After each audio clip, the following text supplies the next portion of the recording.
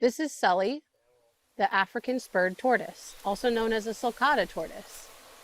Sully lives here at Wildcare, and this is his outdoor enclosure. Wildcare was incorporated in 2001. It's a facility where native wildlife can come when they are injured, orphaned, or ill to receive care and then be released back to the wild. Wildcare also has an educational program and ambassador animals who are the feature or center of our educational program.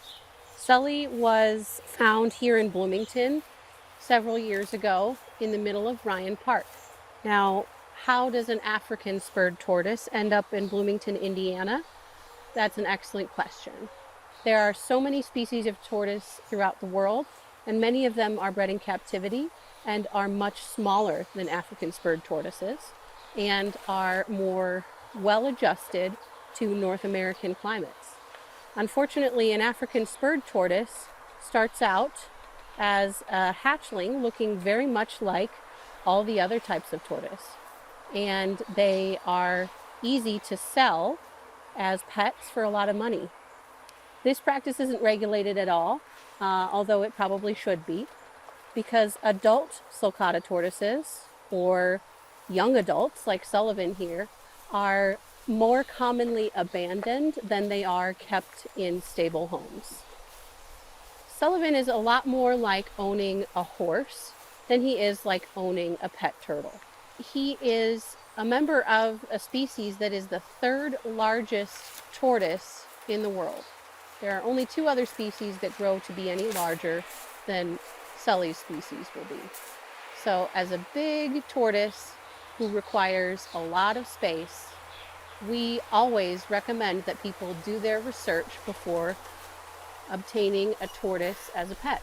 But Sully and his sulcata brethren are not great pets. They are, like I said, a lot more like owning livestock. In North America, they'll need heated, somewhat indoor accommodations during the winter, and they need acreage to graze. Sully grazes on our property when he's not in his little penned enclosure, and he can get into trouble very quickly. So he requires supervision. He also requires some training with a target and a clicker and an educated trainer throughout the colder months so that he can be moved easily. Right now he weighs about 125 pounds, and it is difficult to lift him as just one person. He often requires several people to lift him, and he does not take advice or direction terribly well. So it's important that anyone who plans to own a sulcata tortoise understands that within 10 to 15 years, you go from a golf ball sized hatchling to a big giant Sullivan who can easily knock over a chair or a desk, bust through some drywall, and really deserves a good outdoor enclosure to dig, to climb, to bask, and to graze on grasses that make up the majority of his diet. He also enjoys some treats now and again, like a carrot with some calcium supplement added to it. It's very important for any captive reptile to get appropriate supplements in their diet. And Sullivan really enjoys these kinds of treats. They make things interesting for him and help us make sure that he gets what he needs to live a long, happy life. Sullivan is one of our most popular and charismatic ambassadors. He helps us teach people about responsible pet ownership, about the relationship between humans and animals, and also about reptiles in general and the long lives that all kinds of turtles and tortoises live.